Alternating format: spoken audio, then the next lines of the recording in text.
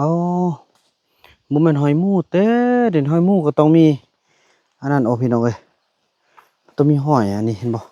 มีหอยคือคนเฮานี่เนาะนี่ไปพุ่นออกจากจุดนี้แสดงว่าบ่แม่นหอยคนแล้วก็บ่แม่นหอยสัตว์พี่น้องมันหอยนี่แหละหอยเจ้าของโป่งเนาะนี่บ่อันนี้เป็นโป่งหมดเลยนี่โป่งบริเวณนี้เห็นบ่นี่เป็นโป่งหมดอันนี้ฮ่าเถอะงามขนาดเลยพุ่นนอนนั่นลำไดสำค่าพุ่นน่ะอืมมันพอตรงเรื่องบ่หรือว่าจังไดอ๋อเขาจะเอามาใส่มองแล้วเขาจะมาย่ามแล้วนี่ตอนเช้าบ่ถึงมีหยังอันนี้น่ะลามเขาอันนี้บนนอนนี้แล้วก็นี่มีหับปูคืออยู่แบบนี้โอ้นกเป่า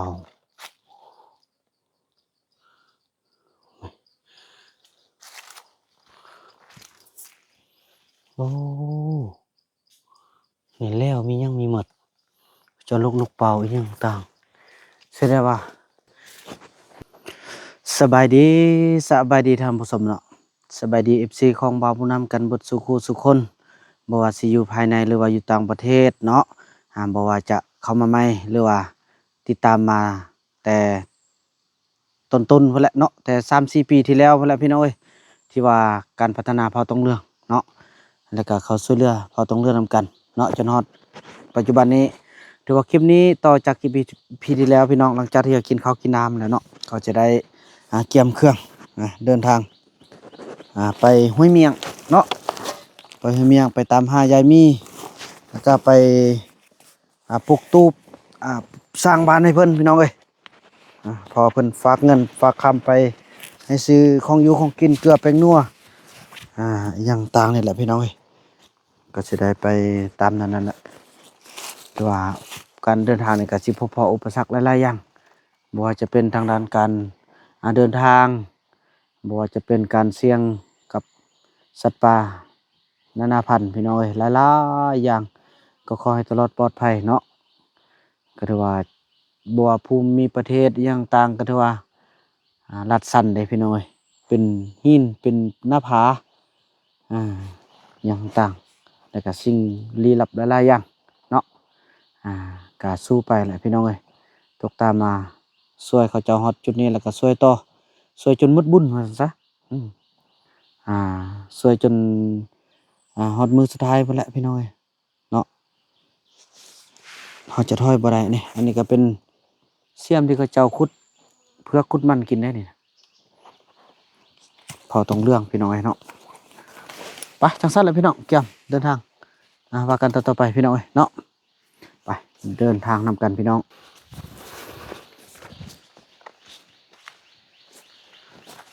ธรรมชาติสุดยอดพี่น้องเอ้ยสุดยอดงามหลาย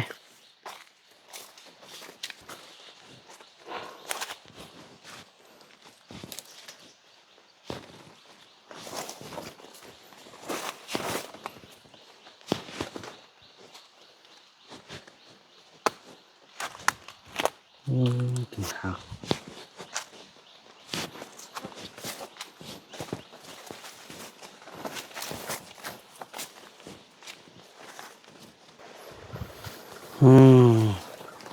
นี่ห้องห้อยพี่น้องแม่นแท้มาทางนี้แท้ๆทางเต็มหมดแล้วนี่แม่นแท้แน่นอนมาทางพี่แท้ๆไปห้วยเมียงแท้ๆไม่เท่ามีเอ่ยโอ้นำกันไป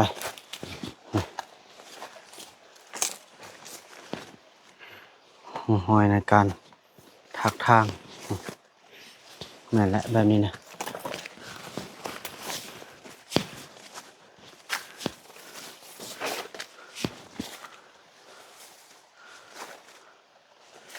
อยู่นี่ก็บ่อยู่แล้วนี่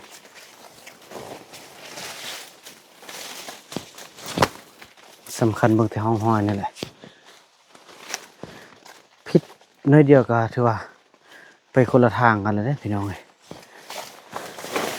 ตอนนี้แกะห้อยให้แน่นอนอันนี้บ่นอนเก่าถือบ่มีพายุแล้ว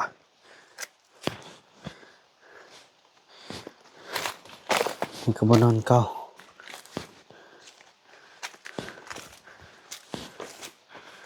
คือไปอยู่เทิงไหนแม่เนาะ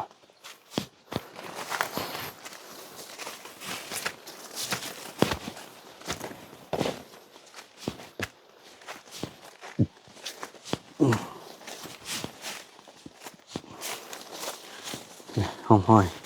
ถือมาทางนี้แท้นี่คุณห้วยคุณห้องแต่แท้แล้วพี่น้องเนาะที่ผู้เฒ่าผู้แก่โบราณเพิ่นว่าศักดิ์สิทธิ์เด้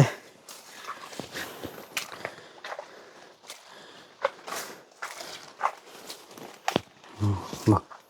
หันคุณห้วยหมดอะไร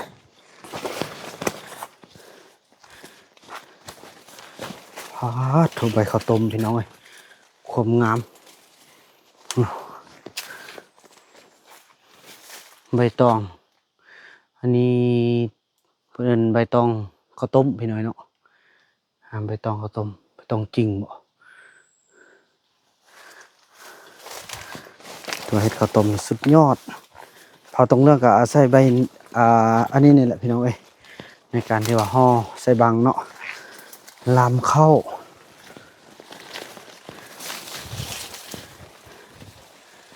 นี่ก็ห่อนี่มานี่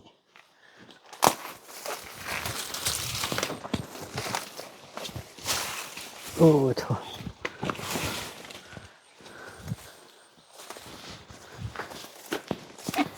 เบิ่งกันพี่น้องห้อยอยู่เทิงแล้วบ่ที่ว่าจะแยกอยู่เทิงจะมีเส้นทางนึงแล้วก็อยู่จอมพูนมีเส้นทางนึงแล้วเส้นทางแยกกันนะอันนี้คือว่ามีห้องห้อยกันปอมไม้ปอมตอกอย่างต่างๆนะ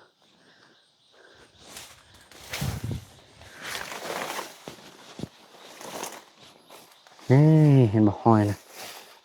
ห้อยเวียบห้อยขี้ต้มห้อยอย่างต่างมาทางนี้แท้ตอนนี้เธอหัวโบเสียทางแล้วตอนนี้นะเส้นทางเส้นนี้แล้วมันหาแต่ทางแยกนั่นแหละ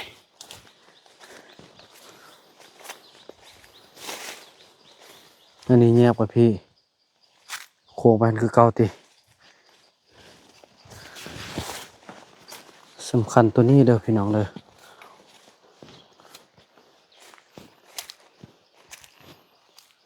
นะเซตบาทนี่มีลายทางไปแท้มีอันนี้ก็เป็นทางไปพุ่น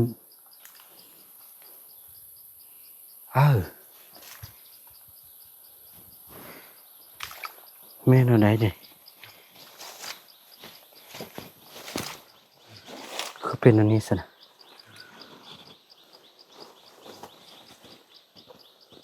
ไปพุ่นโอ้หอยมาอันนี้โอ้หอยมูพี่น้องเอ้ยนี่หอยมูโมเมนต์หอยคนมาแต่พุ่นมาแต่พี่เบิกเส้นทางตัวนั้นจะขึ้นหันพันเราจะไปตัวนี้แล้วขึ้นไปหันใส่กันพาไปนำเบิกนี่มันหอยมูมาทางนี้พี่น้องเอ้ยเปียกๆนะ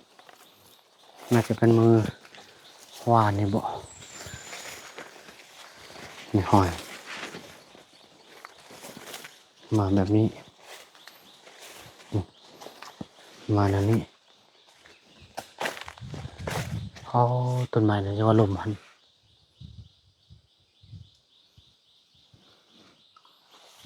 มาฮอดนี้มานี่นกอันนั้นงานนั้น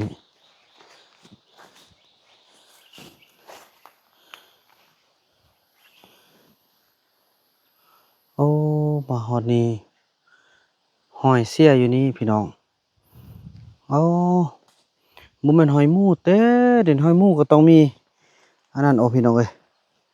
ต้องมีหอยอันนี้เห็นบ่ มีห้อยคือคนเฮานี่เนาะนี่ไปพุ่น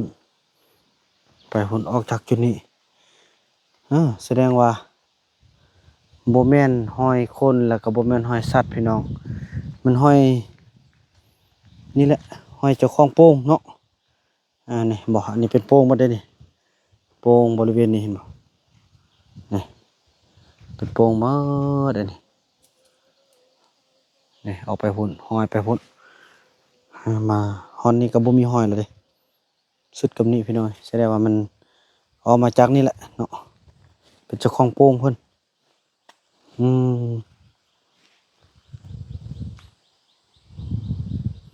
ไปมันเอาไปนำเผาตรงนั้นเขาต่อลัดออกขั้นนี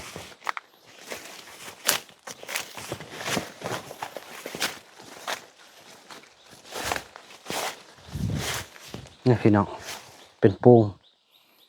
เป็นคุณห้วยเข็นนี้จะเป็นคุณห้วยไปคนละมันหมดเลยเข็นนี้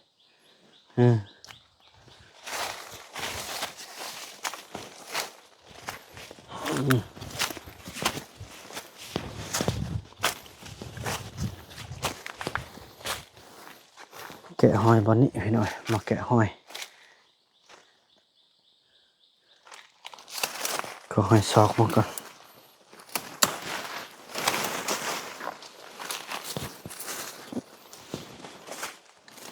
โอ้แม่กระแตนู่กินอะไรวะแค่นี้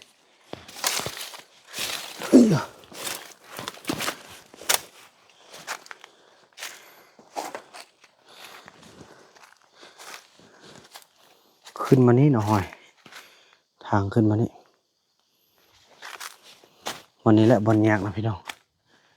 มันหาบอลนี้นี่แหละ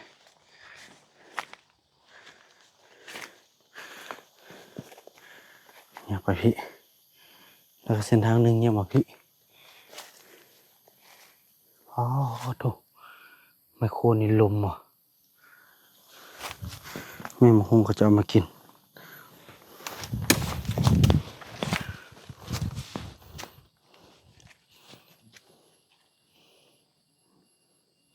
น่ะคือมีทางไปทางนี้แล้วเย้ตาย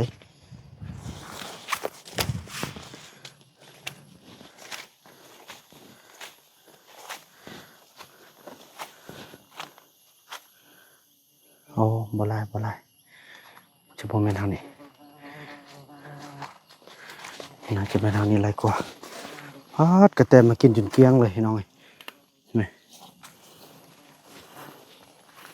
แต่ละคนไหมเกลี้ยงหมดเลยกระแตกินคนน่ะเปลือกใหม่กระแตกินหมดได้นี่ไปสิบทามบางทางนี้บ้านนี้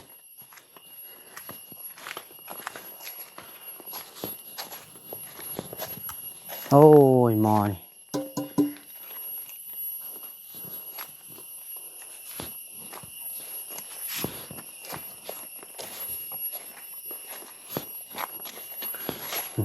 มานี่เกือบไม่หอยแล้ววะมีอยู่ปะอ๋อมีอยู่นี่ก็คือว่าเป็นหอยเก้าอ่ะเนี่ยทางอื่นละตี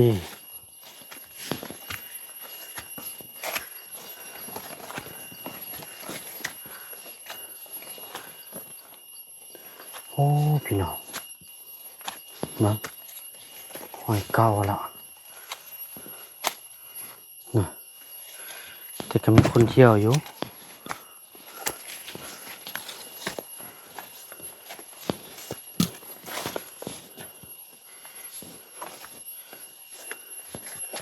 ป้าบนแน่ใจพี่น้องเห็นอะไรวะฮะไหมทางนี่นะมันยังโอเคเนี่ยอันนี้ก็ชิ้นห้อยนั่นเดียว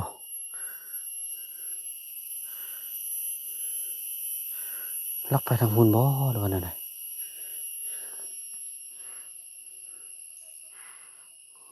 ไปลุยต่อจนจำถึงพุ่นเนาะแกะห้อยไปทางนี้พี่น้องเอ้ย มีได้หอยจางหอยเก้าโอ้นี่แม่นแท้พี่น้อยทางนี้แท้นี่ในการฟันไม้ฟันตอกโอเคอยู่ไปเดินทางจนฮอดจอมแล้วเนาะว่าจะพบกันอยู่ไสพี่น้องมาฮอดนี่ก็เห็นห้องหอยในการหากินไปตามทางนี่อันนี้ห้องหอยแล้วก็นี้อันนี้แหละแม่นจะบอกให้ฟังพี่น้อยอันนี้เป็นแมงข้ามเด้อแล้วแมงกอกขนาดนี้คดเห็นบ่แมงกอกพี่น้องมันจะเข้านั่นนี่เขาจะขุดเอานี่บนนี้เด้อนี่มันจะเป็นคุยแมงกอกนี่เขาขุดเอาเนาะกินตามหากไม้นี่เด้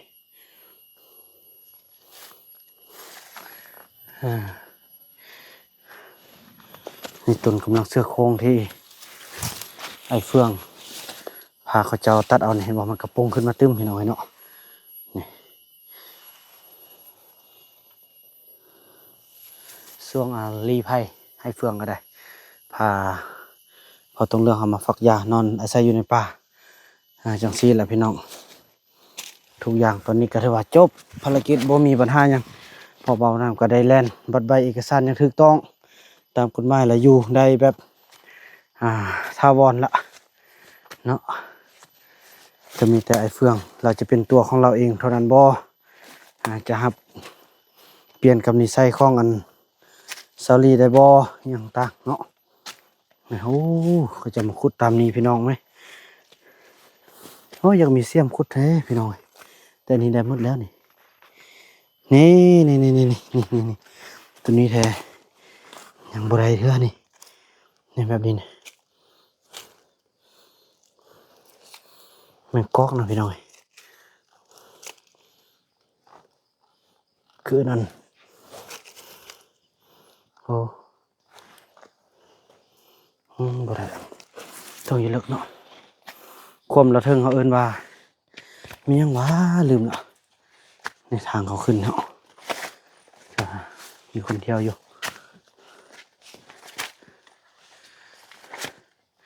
ความระเทิงเอิ้นว่าแม่งมันยังวะแม่งกอกไหมลืมแล้วโดนละพี่น้องเนี่ยมันจะอยู่แต่ป่าแบบนี้แหละพี่น้องอยู่กกอกบ่แม่งกอกแม่งข้ามนะพี่น้องไปลุยต่อพี่น้องอย่างนั้นเขาก็มาถึงทางแล้วเนาะพอเขามาฮอดจอมพูดแล้วพี่น้องจะให้ทุกคนได้เบิ่งนอสร้างนี่พี่น้องความงามมันนะ1 นอแล้วก็2 นอ 3 นอพุ่นเห็นบ่พี่น้องนอสร้างมาได้เลยนอลำบกไง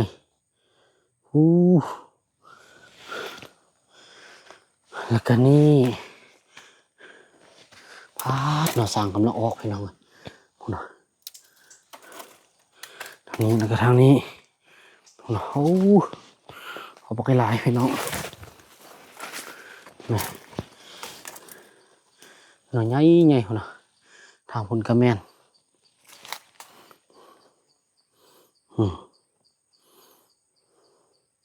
ทานกระแมนพี่กระแมนบ่งามตัวนี้พูดถึงหรือว่าทุบุดินขึ้นมาแล้วพี่น้อยเราเขาจะบุคุดเอาได้สิพูดนะเถอะงามขนาดเลยพูดนอนนั่นลำได้สำค่าพูดนะดูงามนะอันนี้ก็ตัวน้อยก็ออกซ้ำน้อยเนาะพาทุกคนเก็บภาพบรรยากาศในการเดินทางจังซี่แหละพี่น้องก็จะมาฮอดเนาะใช้เวลาทุคุณหัน3 นอสูงมาละ1 นอ 2 นอ 3 นอ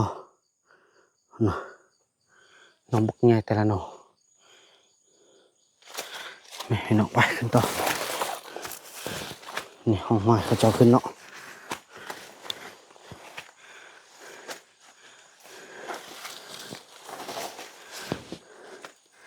งึดไม่เท่ามีมันขึ้นได้จังไดปนาสิบ่ขึ้นแล้วก็ยังมาขึ้นอยู่อย่าโทษพี่น้องหอยนี่มาเท่านี้แท้น้าเป้เครื่องขึ้นได้จังไดนี่ทำนี้เอ้ยลูกหลานเจ้าก็อยู่บ้านอยู่เจ้ายังบ่อยู่นำลูกหลานกันว่าเมื่อบ้านบ่ได้นี่บักหยากกันยังเมื่อกันยังไปได้โตแล้วนะนี่โธ่น้องเอ้ยหัวเมื่อยบ่ให้เว้า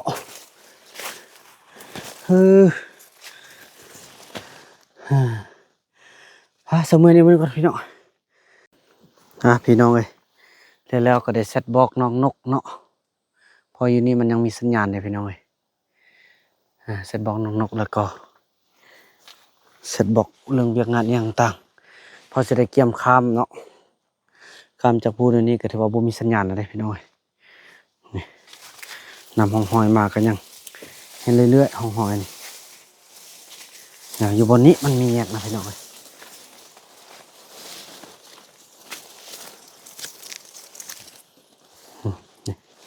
เอ้ยบอนนี้แหละ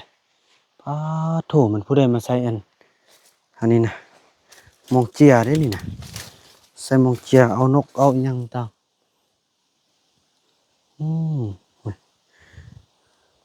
มันพอตรงเรื่องเหมาะหรือว่าจังไดเขาจะมาใส่มองแล้วเขาจะมาย่ามแล้วในตอนเช้าบ่ถึกเนาะเนี่ยพี่น้องจะมีทางไปเมียงไปเส้นนี้แล้วก็ทางไปห้วยหางไปทางนี้ป้าโถนอนไล่เห็นบ่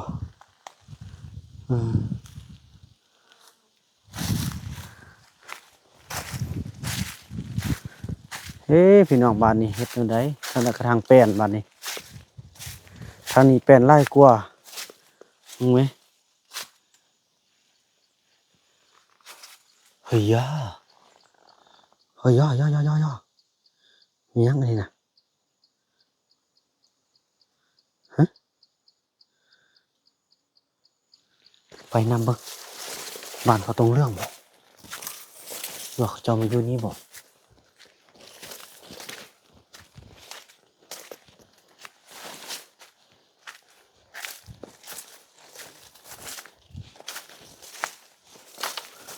โอ้เว้ย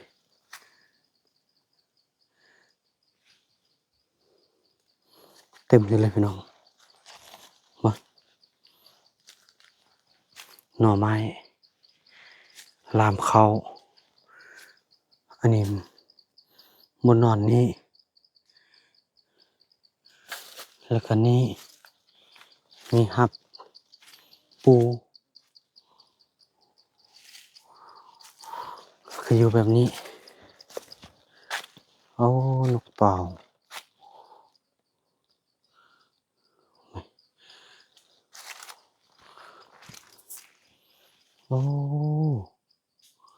นี่แล้วมียังมีหมด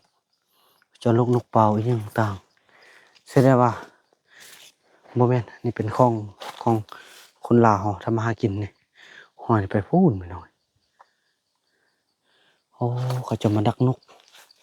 โมเมนต์พอทองเหลืองเนาะนี่เขานอนดักนี้เลยพี่น้องแสดงว่าต้องมีลายด่างเนาะลายจุดที่เขาเจ้ามานอนเฝ้าได้หดแล้วพี่น้อยเป็นบอลบินข้ามคลองมันเป็นนกเป่าเด้พี่น้อยเนาะ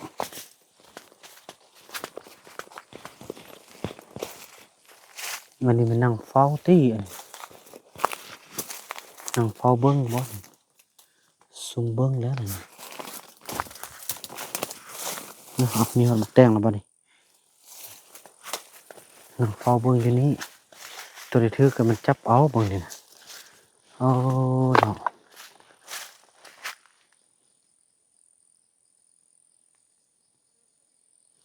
3 นิ้วแม่นละ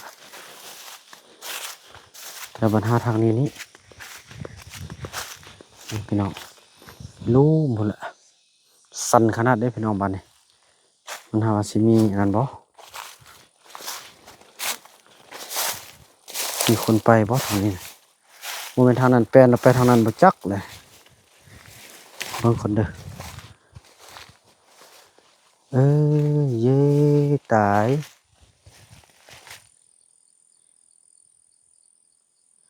บ่มีทางแล้วเต้พี่น้องเขาบ่ไปแล้วเต้นั่นนี่แม่บ่มีหนห้อยทางแล้ว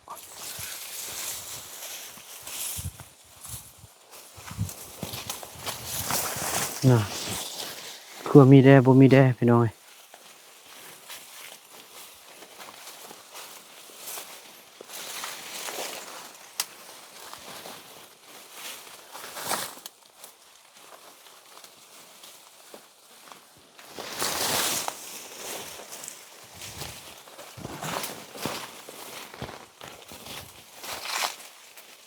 อืมแล้วพี่น้องทางเก่าเลยไปทางเส้นนั้นเต้แม่งบ่มีทางเลยบ่มีเลยพี่น้องบ่มีห้องห้อยการเดินทางเลย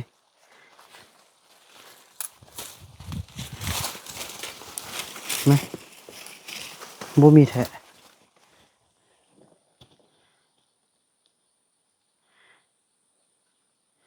ป้าเนาะเช็ดหน่อยได้สิไปตาไปอยู่วะนั่นนี่เท่าที่เราฮู้แล้วเส้นทางนี่มันบ่โอเคแล้ว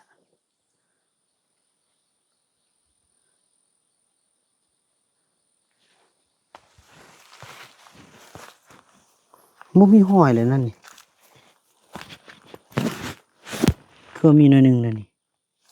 นั่นแหละบ่แม่นน่ะโอ้พี่น้อง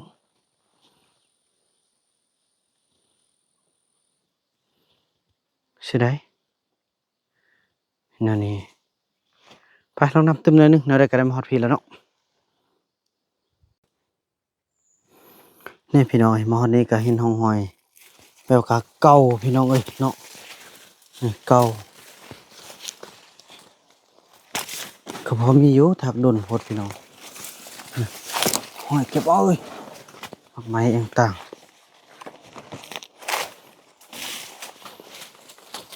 หรือว่าเราสิมาผู้เดียวแต่ห้องห้อยนี่แบบลักษณะมาเพียงประมาณผู้เดียวนึงนี่นะ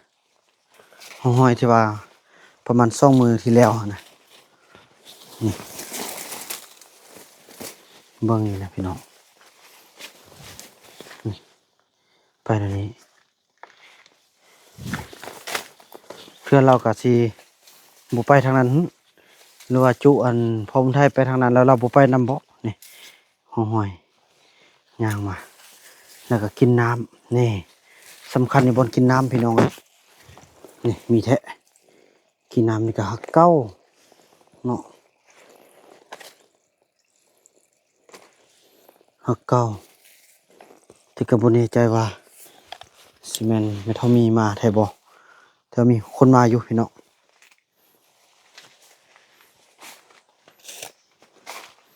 อืม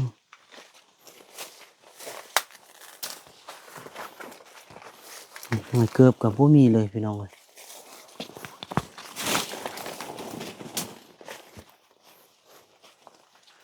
ลุยไปจังซี่แล้วเนาะพี่น้องเนาะเดี๋ยวได้ก็ได้มาแล้วคันบ่มีคนอยู่แล้วก็ฮีบกลับจะเป็นได้บ่มีกับไฟบ่มีมีหยังพี่น้อย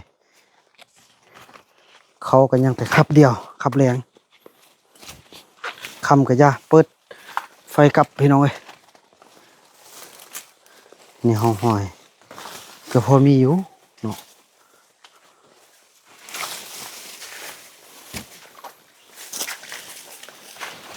พี่น้องเดินทางว่ากันต่อไปพี่น้องเนาะฮอดป่าท่านแล้วก็พอพรกินน้ำกินได้เบิ่งบางเทื่อเราอยู่หันบ่จักเลยเนาะพี่น้องชัดเจน นี่มีคนมาแท้เนาะนี่ฟันบ่แห้งนี่ก็สิแม่นแม่นเท่ามีตินั่นนี่สงสัยเรามาคนเดียวพี่น้องนี่ฟันหมดเลย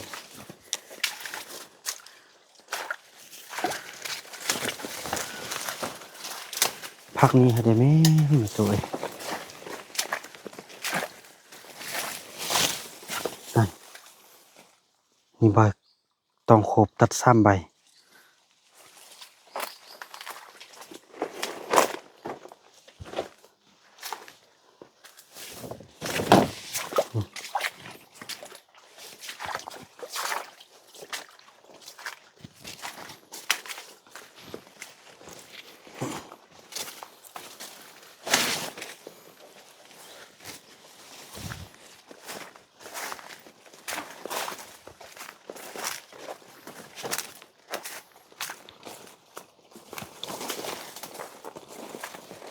ตัวเยือกเย็นขนาดทูนก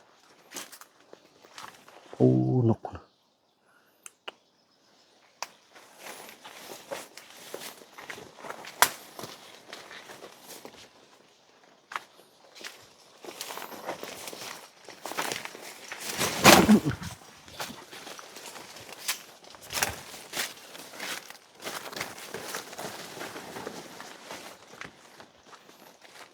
โอ้มีเสียงฟ้าลมเลยเย็นจี๊ดเลยพี่น้องเข้ามานี้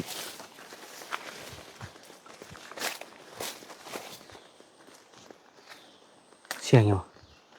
เสียงฟ้าลม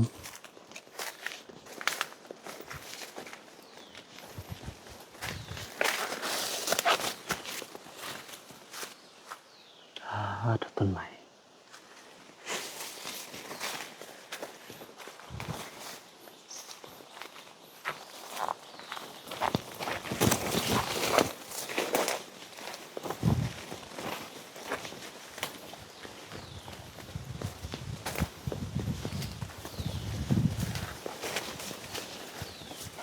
ทูมาเฮีย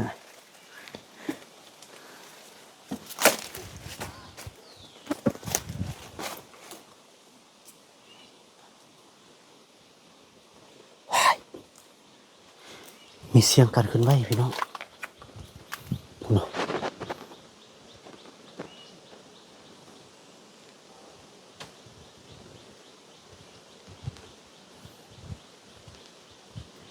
มีเสียงกันขึ้นไว้มีควันไฟเข้ามาแล้วโอ้เขาจะมาหากินพี่น้อยเนาะก็เธอได้โอ้ลมเขาเจ้าเนาะไปหาอยู่หากินเขาเจ้าว่าจังสิลมสู่ฟังเนาะก็ถือว่าเครื่องมีครบอยู่หั่นพี่น้องมีอยู่3ชุดมี3ตูบมี3ตูบแต่ว่าบ่เห็นเจ้าของเครื่องก็ยังไม่ไหม้อยู่ว่าซั่นเขาว่านะบางเทื่อสิแม่นคือดังที่พ่อคิดนั่นแหละสิแม่นเอาไว้หั่นเนาะแล้วก็อยู่หั่นแม่เฒ่ามีก็ต้องสิอยู่หั่นส่วนจุแข็งแรงก็สิแม่นไปหากินพี่น้องเบิ่งนี่นะให้แม่เฒ่ามีเฝ้าเครื่องนี่ท่าแล้วช่วงที่เขาเจ้ามานี่บ่เห็นก็สิแม่นแม่เฒ่ามีไปหากินบ่จักแหละเขาเจ้ายังว่าเครื่องอิหยังใหม่ๆก็สิได้นำไปตึมแหละพี่น้องเอ้ยเนาะพอครึ่งทางแล้วฝั่งนี้ก็ได้คันว่าบ่เห็นเขาเจ้าแท้ๆก็สิแม่นเอาเครื่องอิหยังต่างนี่ไว้ให้เขาเจ้าเอาเนาะเอาเครื่องนี้ไว้ให้เขาเจ้าแล้วก็ตามนั้นแหละแต่ว่าพระบัดนี่แนวนักมันบ่แม่นแนวนักพี่น้อยเอาสิได้ไปกับส่วนเกลือไปงัวอิหยังต่างให้เขาเจ้าไว้บางเทื่อก็แม่เฒ่ามีเพิ่นก็ยังอยู่ฝั่งนั้นเฮาก็สิได้ไปปลูกเพิ่นฝั่งนั้นกันรอบต่อไปให้เบิ่งตัวจริงเนาะพี่น้องคลิปนี้จะได้ขออนุญาตพักผ่อนกันเพียงส่ำนี้ก่อนพี่น้องเนาะแล้วก็จะว่ากันใหม่ในคลิปต่อไปลองลุ้นว่าเฮาสิได้พบเขาเจ้าบ่ลุยต่อพี่น้องเอ้ยเนาะลุยต่อคันพบก็ดีถ้าบ่พบแล้วก็สิได้เคี่ยวกับบ้านกับเมืองกันพี่น้องเนาะคลิปนี้บ่าวนาขออนุญาตจบคลิปส่ำนี้ก่อนแล้วว่ากันใหม่ในคลิปต่อไปเด้อคลิปนี้บ่าวนาขออนุญาตกับคำว่า สบายดีบ๊ายบายพี่น้องเนาะ